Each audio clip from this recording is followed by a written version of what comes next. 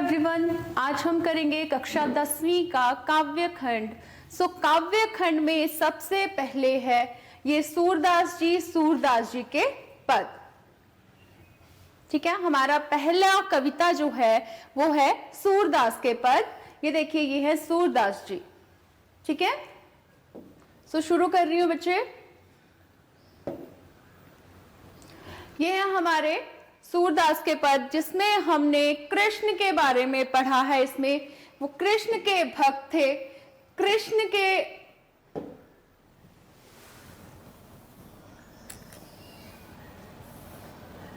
हमारा पहला जो काव्य है, काव्य खंड में हमारा पहला काव्यांश है उधो तुम हो अति बड़भागी। बड़भागी होता है भाग्यशाली। अपरस रहत स्नेह तगाते, नाहिन मन अनुरागी। पुरइनी पात रहत जल भीतर, तारस देह न दागी। ज्यों जल माह तेल की गागरी, बूंद न ताको लागी। प्रीति नदी में पाऊं न बौर्यो, दृष्टि न रूप परागी। सूरदास अबला हम भोरी, गुर चांटी जो पागी। अब ये जो सूरदास के पद हैं, इसका जो भावार्थ है, इसमें हमें क्या बताया जा रहा है कि ये जो पंक्तियां हैं, गोपियां उद्धव श्री कृष्ण के जो सखा हैं। उद्धव जो है वो कौन है? वो श्री कृष्ण के मित्र हैं। उनसे व्यंग्य करती हुई कह रही हैं। अब गोपियां यहाँ पे उद्धव को व्यंग्य कर रही हैं और वो कह रही हैं कि तुम बड़े भाग्यशाली हो जो तुम अभी तक कृष्ण के प्रेम के चक्कर में नहीं पड़े। मतलब तुम उनके साथ रहते हुए भी उनके प्रेम से वंचित हो। गोपियों के अनुसार उद्धव उस कमल के पत्ते के समान है। अब गोपियां यहाँ पे कंपैरिजन कर रही हैं, तुलना कर रही हैं। वो उन्हें बता रहे हैं कि तुम कैसे हो। गोपियों के अनुसार उद्धव उस कमल के पत्ते की तरह है, उस कमल के पत्ते के समान है जो हमेशा जल में डूबा रहता है। ठीक है, कमल का पत्ता देखा है ना, वो कमल जो है वो कहाँ पानी में, कीचड़ में उगता है, तो हमेशा जो उसके पत्ते हैं वो पानी में डूबे रहते हैं। लेकिन अगर उनको बाहर निकालें तो उन पर पानी की एक बूंद भी दाग नहीं लगा पाती।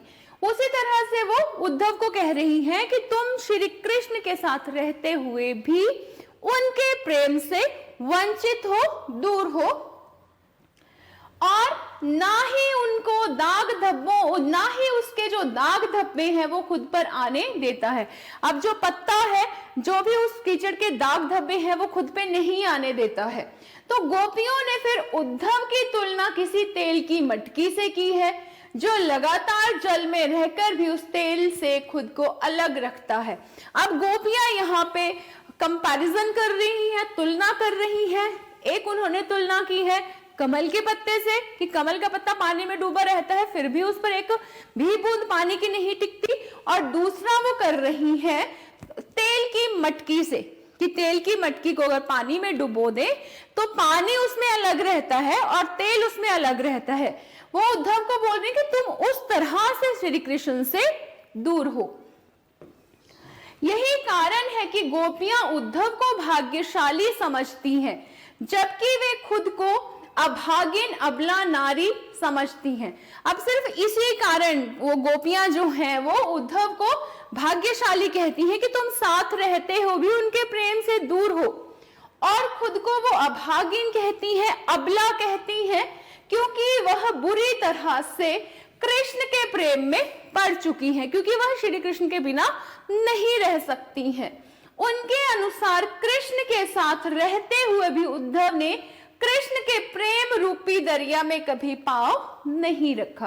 अब गोपियों के अनुसार यहाँ पे क्या है? गोपियां यहाँ पे कह रही हैं कि श्री कृष्ण के साथ रहते हुए भी वो प्रेम रूपी दरिया, जो प्रेम रूपी एक दरिया है, उस दरिया में उन्होंने कभी अपना पांव नहीं रखा है और ना ही कभी उनके रूप सौंदर्य का दर्शन किया। ठीक है, उद्धव के लिए वो बोल रही हैं कि तुम बहुत भाग्यशाली हो, ना ही तुमने कभी उस प्रेम रूपी दरिया में कभी पांव डुबोया है और ना ही तुम उसके रूप सौंदर्य में कभी, उसके रूप सौंदर्य का कभी तुमने दर्शन किया है। जबकि गोपियां कृष्ण के प्रेम में इस तरह पड़ चुकी हैं मानो जैसे गुड़ में चींटियां लिपटी हो। ठीक है, यहाँ पे हम पढ़ रहे हैं, सूरदास अबला हम भोरी, गुड़ चांटी जो पागी।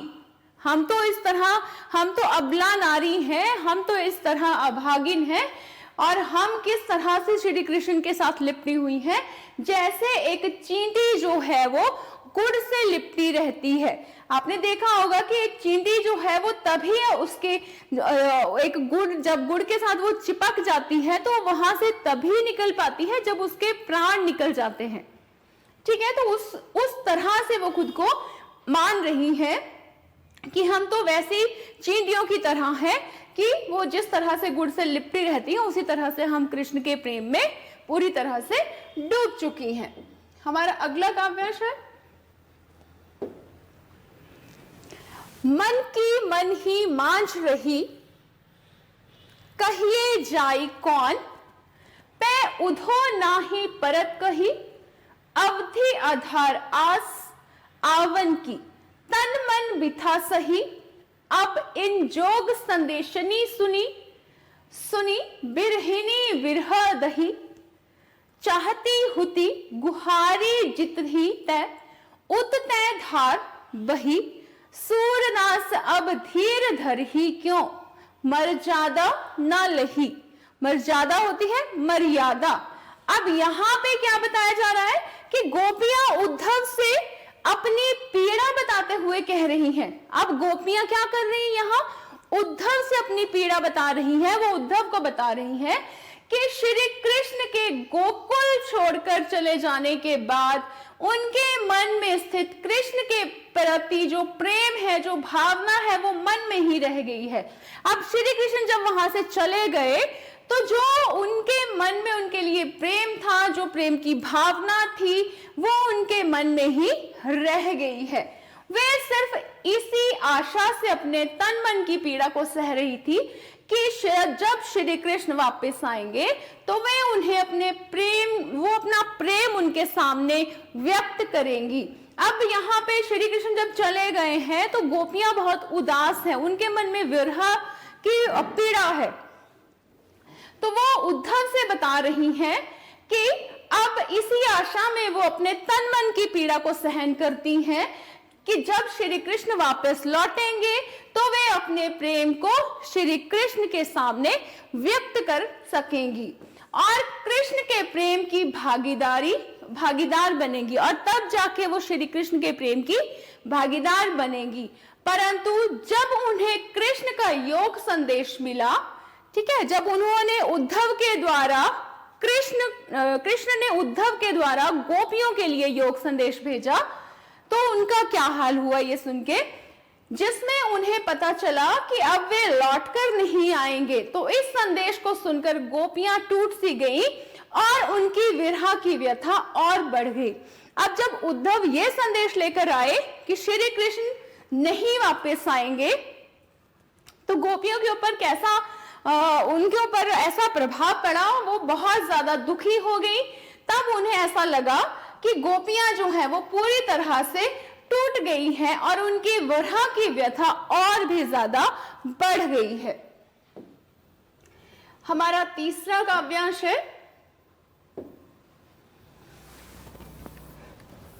अब यहाँ पे पिछले में हमने पढ़ा है कि जो गोपियां हैं वो किस तरह से श्री कृष्ण के साथ जुड़ी हुई हैं, किस तरह से वो जब उनके लिए योग साधना का संदेश आया तो वो अपने आप को विरह की अग्नि में जलते हुए देख रही थी। तो अब उनके विरह सहने का सहारा भी उनसे छीन लिया गया था। पहले उनके पास एक उम्मीद थी कि श्री कृष्ण जो है वो वापस आएंगे, तो उस सहारे वो जी रही थी, लेकिन अब क्या हुआ, उनसे वो सहारा भी छीन लिया गया है। अब वापस श्री कृष्ण लौटकर नहीं आएंगे। इसी कारण अब उनकी प्रेम भावना कभी संतुष्ट होने वाली भी नहीं थी। अब उनकी प्रेम भावना कभी संतुष्ट होने वाली नहीं थी, इसलिए उन्हें कृष्ण के रूप सौंदर्य को दोबारा निहारने का मौका, उनको ऐसा लगा कि अब वो श्री कृष्ण को दोबारा से, उनके सौंदर्य को दोबारा से नहीं निहार सकेंगी।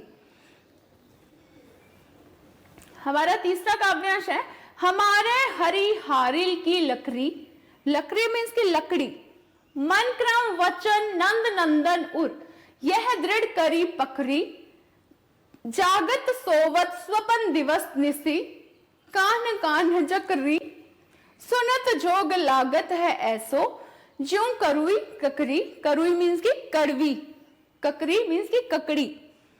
सो तू व्याधि हमको ले आई, देखी सुनी न करी, यह तो सूर तिन्ही ले सौंपो, जिनके मन चकरी। अब यहां पे हमें बताया जा रहा है कि सूरदास के ये जो हमने पद पढ़े हैं, इसमें जो गोपियां उद्धव से कह रही हैं, गोपियां जो है वो उद्धव से बात कर रही हैं कि हमारे हृदय में श्री कृष्ण के प्रति अटूट प्रेम है। मीन्स श्री कृष्ण के प्रति इस तरह का प्रेम है जो कभी खत्म नहीं होने वाला है, जो कि किसी योग संदेश के द्वारा कम होने वाला नहीं। अब जब उद्धव उनके लिए योग साधना का संदेश लेकर आए तो उन्होंने क्या कहा? उन्होंने कहा कि श्री कृष्ण तो हमारे मन में इस तरह से बसे हुए हैं कोई कि वो ये ऐसा योग संदेश भेजकर हमारे मन से नहीं निकल पाएंगे, बल्कि इससे उनका प्रेम हमारे मन में और भी बढ़ जाएगा। बोले कि इससे हमारा प्रेम क्या होगा? उनके प्रति और भी बढ़ जाएगा। अब गोपियां उद्धव से कह रही हैं कि जिस तरह एक हारिल पक्षी एक प्रकार का पक्षी है जो हमेशा अपने पंजे में एक लकड़ी रखता है, ठीक है, अपने पंजे में हमेशा एक लकड़ी दबाए रखता है, उस प्रकार से वो कह रही हैं कि जिस तरह हारिल पक्षी अपने पंजों में लकड़ी को बड़े ही दृढ़ता से पकड़े रखता है, उसे कभी भी गिरने नहीं देता। वो जो लकड़ी है उसे वो कभी गिरने नहीं देता है। उसी प्रकार हमने भगवान श्री कृष्ण को भी गिरने नहीं दिया है। वो उसी प्रकार से हमारे मन में बसे हुए हैं, वो हमारे मन से कभी नहीं निकल सकते। वो अपने हृदय के प्रेम रूपी पंजों से बड़ी ही दृढ़ता से उनको पकड़े रखती हैं। उनका जो मन है, ठीक है, वो किसी पंजे से कम नहीं है। बोल रही है कि उस पक्षी के पंजे की तरह है, जिस तरह से वो अपनी पंजे में किसी लकड़ी को पकड़ के रखता है, उसी प्रकार से हमारा जो मन है उसमें श्री कृष्ण को हमने बसा कर रखा हुआ है। हमारे मन में दिन रात केवल हरि ही बसते हैं, केवल हमारे मन में कृष्ण ही बसते हैं। अब अगर कृष्ण की बात करें तो वो बोल रही है कि हमारे मन में तो हर समय क्या होता है? सोते जागते उठते बैठते हमें सिर्फ श्री कृष्ण ही दिखाई देते हैं, हम उन्हीं का नाम रटते हैं, और इसी वजह से हमें तुम्हारा यह योग संदेश किसी कड़वी ककड़ी की तरह लग रहा है। अब वो बोल रहे कि तुम जो श्री कृष्ण का संदेश लेकर आए हो, योग संदेश लेकर आए हो, वो हमें किस तरह का लग रहा है? वो हमें कड़वी ककड़ी, जिस तरह कोई खीरा हम खा रहे हैं वो कड़वा रहता है, फिर बुरा स्वाद हो जाता है, उस तरह से लग रहा है। हमारे ऊपर तुम्हारे इस संदेश का कुछ असर होने वाला नहीं है। अब वो बोले कि हमारे ऊपर इस संदेश का कोई असर नहीं होने वाला है, इसलिए हमें इस योग संदेश की कोई आवश्यकता नहीं है। अब वो बोल रहे हैं कि हमें इस योग संदेश की कोई आवश्यकता नहीं है। फिर आगे गोपियां कह रही हैं कि तुम यह संदेश उन्हें सुनाओ। गोपियां ये कह रही हैं कि तुम यह संदेश उनको सुना सकते हो जिनका मन यह संदेश सुनकर विचलित हो जाए, पर हमारे ऊपर इस संदेश का कोई असर नहीं पड़ने वाला है। हमारा अगला काव्यांश है, हरि है राजनीति पढ़ी आए, समूची बात कहत मधुकर के, समाचार सब पाए। एक अति चतुर होते पहले ही, अब गुरु ग्रंथ पढ़ाए, बड़ी बुद्धि जाने जो उनकी, जोग संदेश पठाए। उधो भले लोग आगे के, पर हित दौलत जाए, अब अपने मन फेर पाई है, चलत जू होते चुराए। ते क्यों अनीति करे आपुन जे, और अनीति छुड़ाए। राज धर्म तो यह सूर, जो प्रजा ना जाहि सताए। अब यहाँ पे हमें बताया जा रहा है कि यहाँ पे बताने का प्रयास किया जा रहा है कि किस प्रकार गोपियां श्री कृष्ण के वियोग में खुद को दिलासा दे रही हैं। जो गोपियां हैं वो इतनी ज्यादा दुखी है, फिर भी वो खुद को दिलासा दे रही है, हौसला दे रही है। सूरदास गोपियों के माध्यम से कह रहे हैं कि श्री कृष्ण ने राजनीति का पाठ पढ़ लिया है कि अब तो श्री कृष्ण जो है वो राजनीति का पाठ पढ़कर आ गए हैं। अब वो कह रहे हैं कि किस प्रकार से उन्होंने ये पाठ पढ़ के खुद को और भी चतुर चालाक बना लिया है, जो कि मधुकर मीन्स कि उद्धव के द्वारा सब समाचार प्राप्त कर लेते हैं। अब यहाँ पे गोपियां कह रही है कि वो तो हर तरह के समाचार किसके द्वारा प्राप्त कर लेते हैं, उद्धव के द्वारा उनको हर समाचार मिल जाता है, उद्धव उनको हर बात बताते हैं। उद्धव जिसे यह भवरा कहकर दर्शाया गया है, उद्धव यहाँ पे एक भवरे की तरह बताया गया है, वह तो पहले से ही चालाक है, परंतु श्री कृष्ण के राजनीति का पाठ पढ़ाने से अब वह और भी चतुर हो गए हैं। अब गोपियां कह रही है कि अब तो श्री कृष्ण ने क्या हुआ किया है, राजनीति का पाठ पढ़ लिया है और अब तो पहले से भी चतुर हो गए हैं और हमें अपने छल कपट के माध्यम से बड़ी चतुराई के साथ श्री कृष्ण का योग संदेश दे रहा है। अब यहाँ उद्धव के लिए कह रही है वो कि तुम तो पहले से ही भाई ऐसे थे और छल कपट के माध्यम से बड़ी चतुराई के साथ क्या कर रहे हो, कृष्ण का जो योग संदेश है वो हमें बता रहे हो और कृष्ण की बुद्धि की भी तो दाद देनी होगी। अब वो श्री कृष्ण को बोल रही है कि उनकी बुद्धि की भी हमें दाद देनी होगी कि हमें इस उद्धव के जरिए वो संदेश दे रहे हैं। अब वो श्री कृष्ण को भी बोल रही हैं, लेकिन उद्धव के सामने बोल रही हैं, उद्धव के सामने और श्री कृष्ण की पीठ के पीछे वो बोल रही हैं कि श्री कृष्ण की भी दाद देनी होगी, उनकी बुद्धि की दाद देनी होगी और जो उद्धव है क्योंकि उनके जरिए वो अपना संदेश दे रहे हैं, जिससे हम उन्हें भूल जाएं ऐसा तो कतई नहीं होगा। अब यहाँ पे गोपियां कह रही हैं कि श्री कृष्ण हमें किस किस तरह के संदेश भेज रहे हैं, लेकिन हम उनको अपने मन से कभी नहीं निकाल सकते। लेकिन हाँ, इससे हमारा मन तो हमें वापस मिल जाएगा, जो कि श्री कृष्ण यहाँ से जाते समय चुरा कर ले गए थे। अब वो श्री कृष्ण को बोल रहे हैं कि तुम जाते समय हमारा मन अपने साथ ले गए हो, ठीक है, जाते समय वो उनका मन उनके साथ ले गए हो। हाँ, तभी वो बोल रही है कि इससे क्या होगा, हमारा मन तो शायद हमें मिल जाए वापस, लेकिन वो उनको अपने मन से निकाल नहीं पाएगी। उनके अनुसार बड़े लोग तो हमेशा दूसरों की भलाई के लिए परिश्रम करते हैं। अब उनके अनुसार क्या होना चाहिए कि जो बड़े लोग हैं, जो राजा लोग होते हैं, वो क्या करते हैं, हमेशा अपनी प्रजा की भलाई के लिए कार्य करते हैं, हमेशा दूसरों की भलाई के लिए परिश्रम करते हैं, कार्य करते हैं। पर गोपियों को यह बात समझ में नहीं आ रही कि जो श्री कृष्ण दूसरों को न्याय का पाठ पढ़ाते हैं, वे स्वयं उनके साथ इतना बड़ा अन्याय कैसे कर सकते हैं। अब वे वैसे ही सोच रही है कि श्री कृष्ण ऐसे श्री कृष्ण जो हमेशा सबके बारे में सोचते हैं, जो सबके लिए अच्छा सोचते हैं, वो इस तरह से उनके साथ कैसे कर सकते हैं, वो उनके साथ इस तरह का अन्याय कैसे कर सकते हैं। उनके अनुसार किसी भी राजा का परम कर्तव्य यही है, जैसा कि मैंने अभी बताया, उनके अनुसार क्या है, किसी भी राजा का यही कर्तव्य है कि वो अपना जो भी प्रजा है, जो भी उनके साथ लोग जुड़े हुए हैं, उनको खुश रखे, उनको न्याय दे।